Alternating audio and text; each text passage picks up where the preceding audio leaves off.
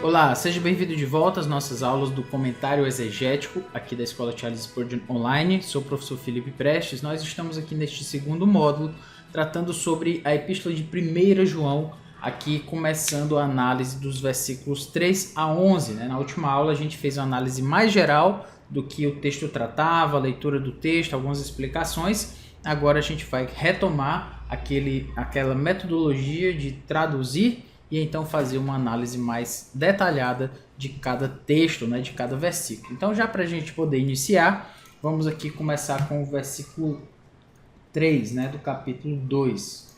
Versículo 3 do capítulo 2, lembrando em português, ora sabemos que o temos conhecido por isto, se guardamos os seus mandamentos. Sabemos que o temos conhecido por isto, se guardamos os seus mandamentos. Vamos entender aí então esse texto, certo?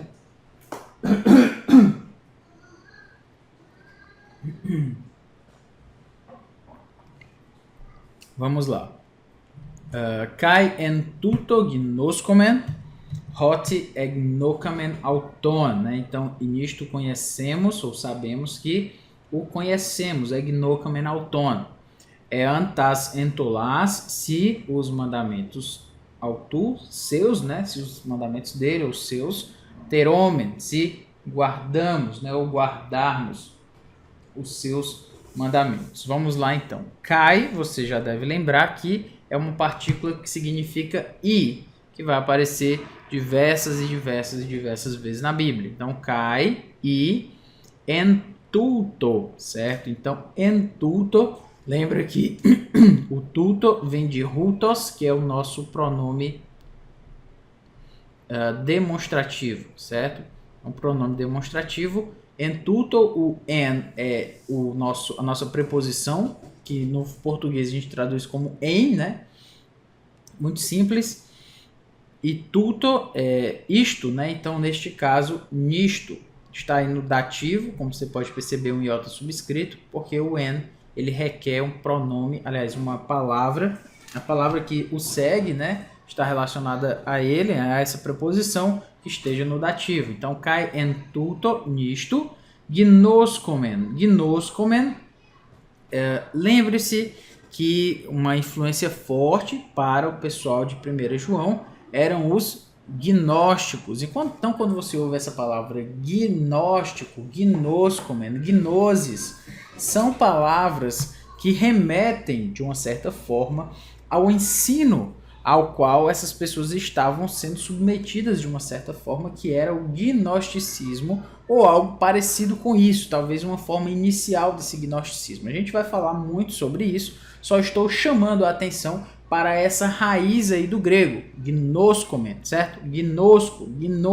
gnosis, gnosis, conhecimento, gnoscomen, conhecemos, egnocamen, conhecemos, temos conhecido ou sabemos, enfim.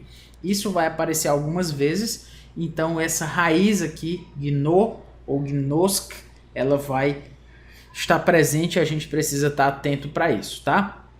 Beleza, então, gnoscomen, então nisto sabemos, certo? Então, nisto sabemos.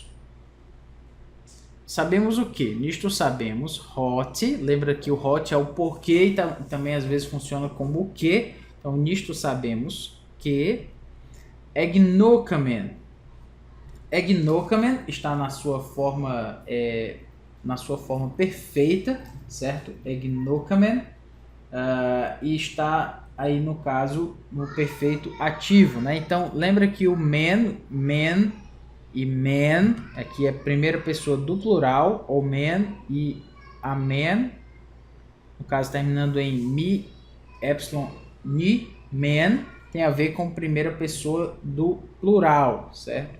Primeira pessoa do plural. Então, nisto sabemos gnoscomen, que egnocamen, ele está na forma perfeita, então por isso pode ser traduzido como o temos conhecido. A forma perfeita, ela diz bem mais do que isso, mas é onde a gente pode chegar em português. Então, nisto sabemos que o temos conhecido, O U aqui, na verdade, ele se refere ao autônomo. Então, temos conhecido a ele, né? No caso, aqui o U, porque ele é objeto direto, certo? Assim como aqui está no acusativo. Então, se está no acusativo, pode indicar a ideia de objeto direto. E a gente utiliza, no caso do português, a gente utiliza, até marcar aqui uma outra cor, um pronome oblíquo. Pronome oblíquo. Por que a gente utiliza um pronome oblíquo? Um pronome oblíquo para falar de um objeto direto. Então, sabemos que o temos conhecido, ou não, e por isso a gente não usa não temos conhecido ele, porque ele é um pronome reto, né, do caso reto. E o pronome do caso reto não pode ser utilizado, então, como objeto. É aquela história do eu vi ela, né? Então, eu a vi. Eu tenho conhecido ele. Não, eu o tenho conhecido. Nós temos conhecido ele. Não, nós o temos conhecido. Então, nisso sabemos que o temos conhecido. Percebe, então, que o grego ele ajuda a gente a entender até mesmo o português melhor, né? Essa é uma regra que nem sempre é lembrada pelas pessoas. Que o temos conhecido é an, que é uma palavra bem comum em 1 João, porque você já deve lembrar, an é a nossa condicional. Então, sendo essa condicional, an é a ideia do se. Então, nisto sabemos que o temos conhecido. É como se ele abrisse aqui os dois pontos, né? Não tem dois pontos em grego, mas tem essa vírgula aqui. Você deve lembrar que ela é uma vírgula da edição do Novo Testamento grego. Na verdade, o Novo Testamento grego foi escrito todo em maiúsculas, sem espaço, sem pontuação. E as edições posteriores, os copistas, as pessoas que fazem, que produzem o Novo Testamento hoje, no sentido de produzir ele impresso, né?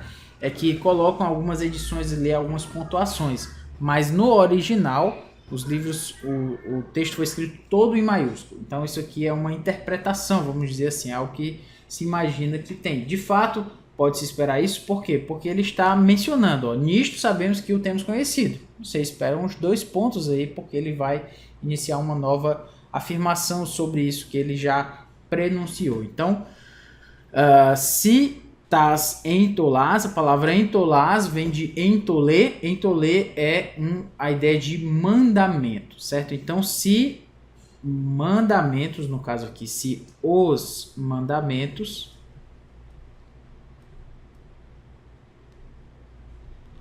aqui nós temos ao tu no genitivo, com a ideia de posse, então os mandamentos seus ou dele, vamos colocar dele para ficar mais diretamente claro, teromen, o verbo teromen está também com a ideia do men, como você percebe, ele é a primeira pessoa do plural, está no caso aí no subjuntivo, então se os mandamentos dele guardamos, está no subjuntivo no grego, a gente pode traduzir também no nosso subjuntivo no português, se guardarmos ou se guardamos, enfim, como ficar mais claro, né? Então, se guardamos ou se guardarmos os seus mandamentos, o verbo é o verbo tereo, que é exatamente essa ideia de eu guardo, a ideia de guardar. Muito bem, tendo traduzido o texto, vamos aí para a análise mais específica. Vamos aí, kai en tuto gnoscome, então nisto sabemos hot e gnocamen auton, que o temos conhecido. Então aqui nós temos a tradução. Vamos aí saber do que se trata, né? Aponta essa ideia aqui, ela aponta os leitores para o que vem a seguir. Como eu falei, por isso ele é traduzido com esses 2 pontos. Por quê? Porque ele diz, ó, nisto sabemos que o temos conhecido. É como se ele dissesse, agora eu vou trazer um tópico para vocês. O tópico é esse. Nós sabemos que nós conhecemos a Deus através disto, ou nisto. Aí ele remete a gente para o que vem a seguir. O quê? Que obedecer aos mandamentos de Deus é o que nos dá a certeza de que o conhecemos. Então, mandamentos, obediência. A obediência a esses mandamentos, ela focaliza nessa ideia de conhecer. Se eu obedeço os mandamentos de Deus, isso me dá uma certeza de que eu o conheço. E lembra que a palavra conhecer é bem importante, como já colocamos.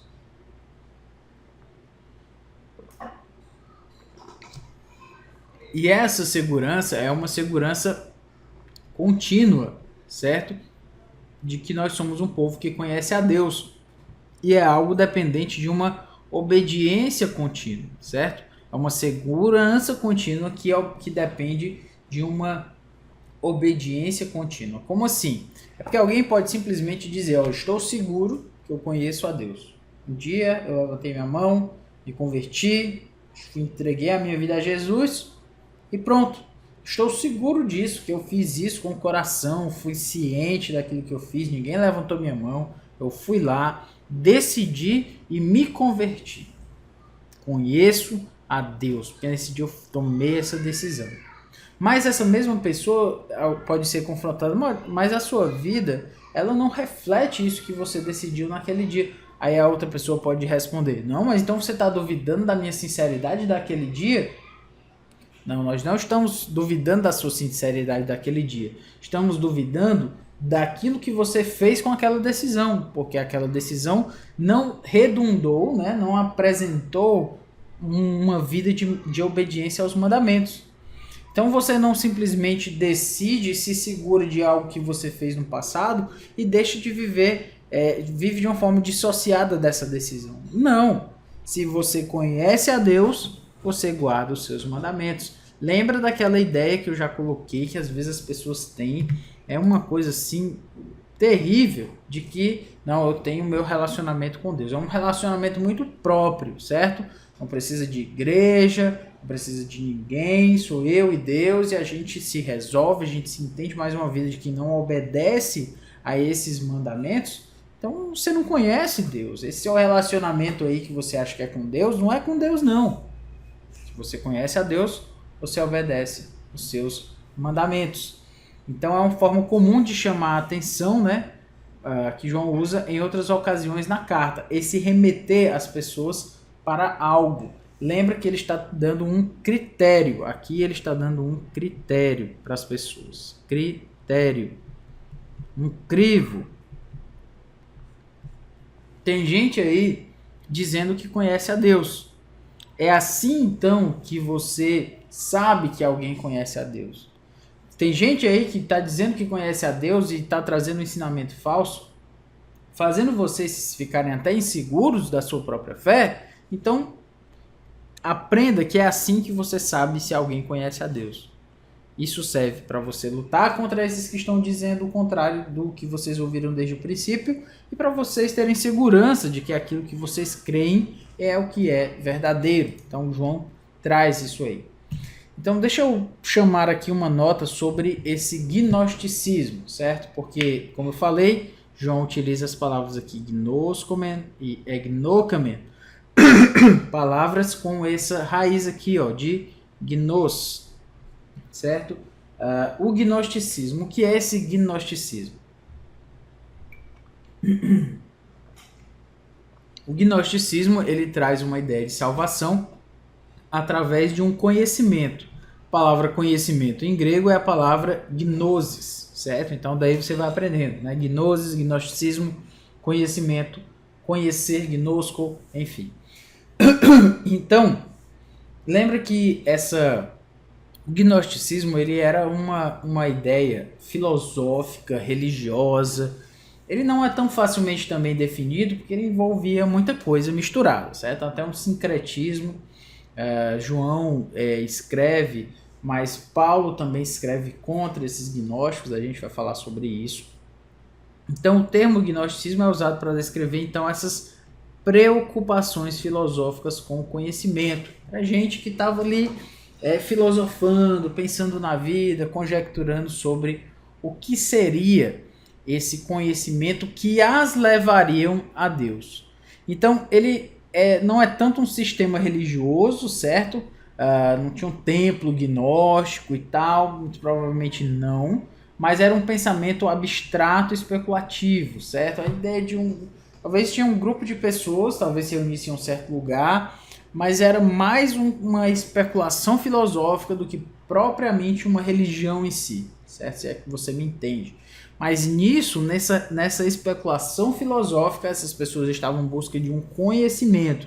Mas não era um conhecimento qualquer, era um conhecimento que as colocava mais perto de Deus. Na verdade, era um conhecimento que as fazia reivindicar. Eu conheço a Deus, sou eu quem conhece a Deus, sou eu que tenho esse conhecimento. Se você não tem, você não é um iniciado, você não está perto de Deus, sou eu que tenho.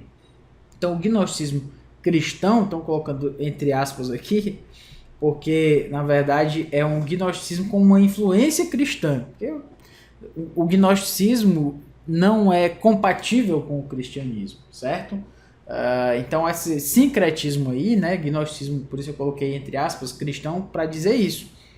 Essa mistura, esse sincretismo aí gnóstico com o cristianismo, ele acabou se desenvolvendo em uma cultura grega que era muito pronta para sincretizar, ou seja, misturar pensamentos religiosos às suas especulações racionalistas.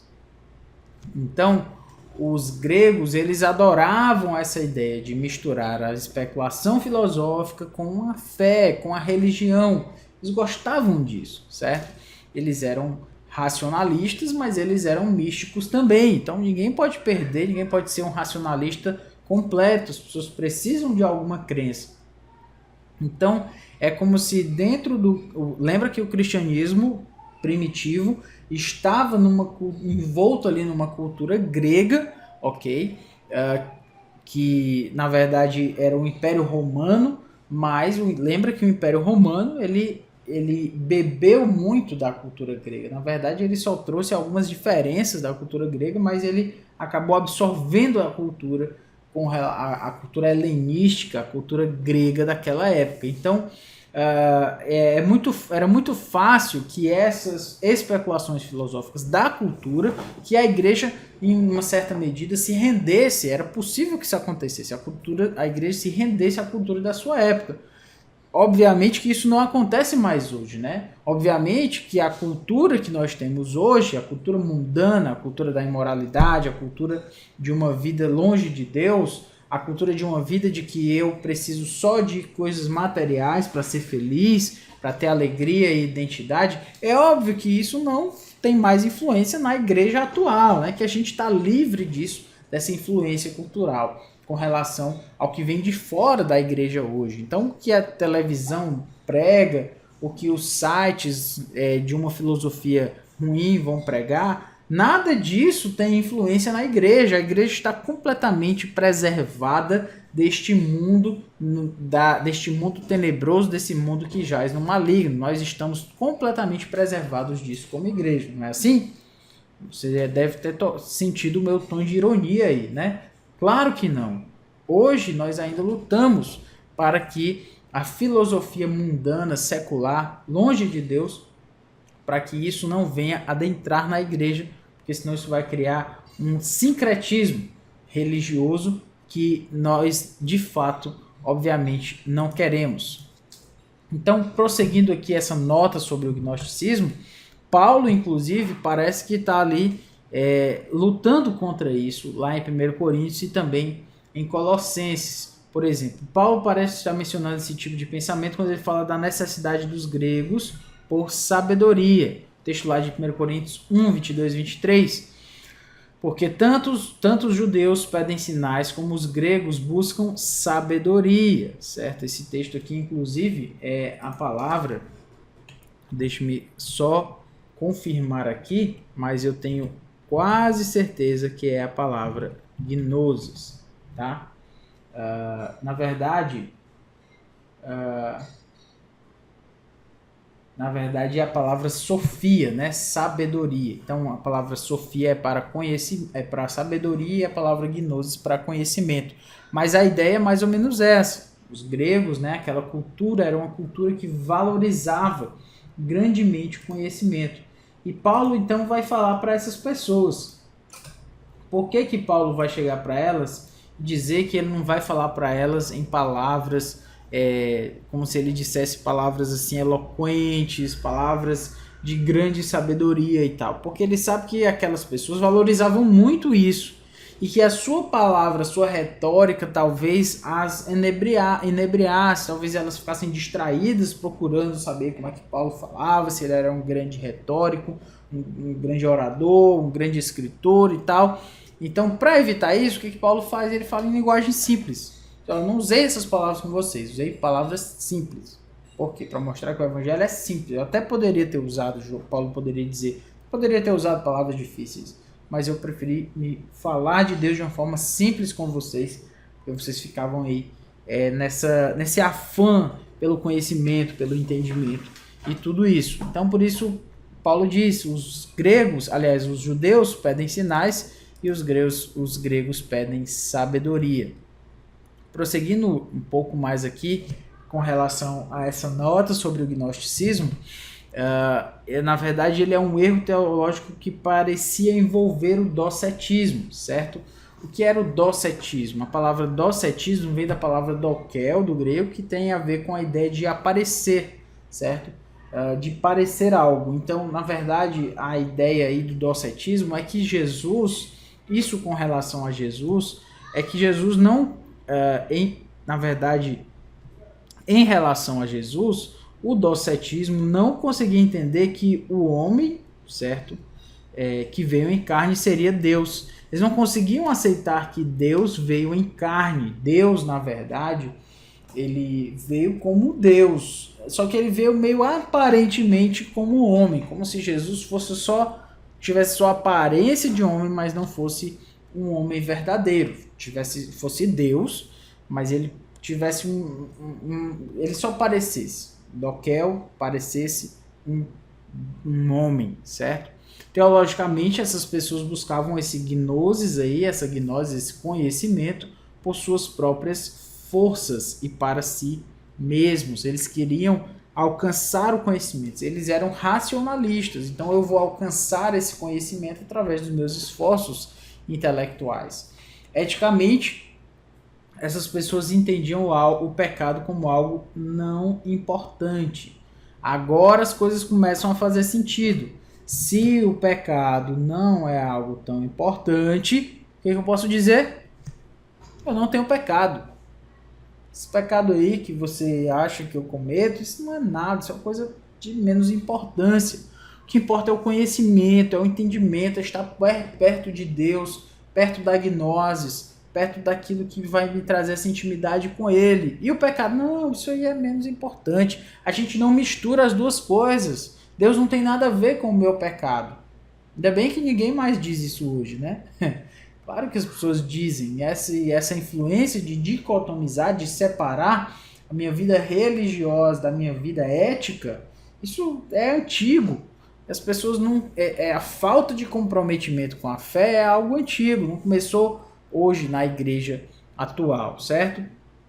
Então, se eles tratam o pecado como algo não importante, a redenção, isto é, a salvação, para esses gnósticos envolvia uma libertação da ignorância e não do pecado. Então, o que é errado para esse gnosticismo não é as pessoas não serem santas. O que é errado é que elas sejam ignorantes. Eu lembro que as pessoas, que eu já cheguei a ouvir pessoas com influência, né, dessa característica gnóstica, né? Então hoje a gente tem muitos dos espíritas acabam tendo muita influência desse gnosticismo, e os espíritas, pelo menos naquilo que eu já percebi, naquilo que eu já notei, muitos deles se consideram pessoas, elas gostam dessa palavra aqui, evoluídas. Certo? E que as pessoas que não seguem a doutrina espírita, elas são pessoas que não são evoluídas, certo? São pessoas atrasadas. Ora, o que é isso? Você pode ser... você até pode não ter uma vida prática, de ética, em temor a Deus, mas... que você não pode ser uma pessoa não evoluída, pessoa que não tem o conhecimento de Deus. Essa ideia de evolução, eu sou mais perto de Deus, sou mais evoluído espiritualmente, isso tem a sua herança no gnosticismo, de se considerar que essa proximidade de Deus, esse conhecimento em relação a Deus, é um conhecimento que faz com que as pessoas sejam mais importantes espiritualmente do que outras. Então, para evitar esse tipo de pensamento, João escreve que o conhecimento de Deus ele vem juntamente com a prática da vida cristã, com a obediência a esses mandamentos. Mas a libertação estava no conhecimento, envolveu a libertação da ignorância e não do pecado. Então a carne ela podia ser levada de uma forma como se desejasse, já que a redenção estava na mente através do conhecimento. Ou seja, se o que importa é eu livrar a minha mente da ignorância, o que a minha carne faz não faz a mínima diferença. Então eu posso ter prazeres sem fim aí, mesmo que eles sejam longe da vontade, daquilo que Deus projetou, daquilo que Deus designou. Isso aí é algo de menos importância novamente. O que eu faço com a minha carne, o que importa é o que eu faço com o meu espírito, com a minha mente, com a minha cabeça, com a minha gnosis, certo? Então o gnosticismo ele tinha esse pensamento, esse é um pensamento terrivelmente maligno, diabólico mesmo, estava se inserindo naquela comunidade da qual João fazia parte. Então nada mais óbvio do que ele escrever com pressa, vamos dizer assim, e com muito cuidado para com esses irmãos, para que eles evitassem esse tipo de conhecimento que estava ali se inserindo dentro daquela comunidade. O gnosticismo tem muitas outras vertentes e muitos outros desdobramentos. O que eu quis focalizar aqui são as questões éticas desse erro teológico aí, que era terrível para aquela comunidade e que contra o qual, na verdade, ensinamento contra o qual João escreve. Espero que você tenha gostado da aula. Na próxima aula vamos continuar aí no versículo 3, tratando sobre esse texto. Valeu, até mais.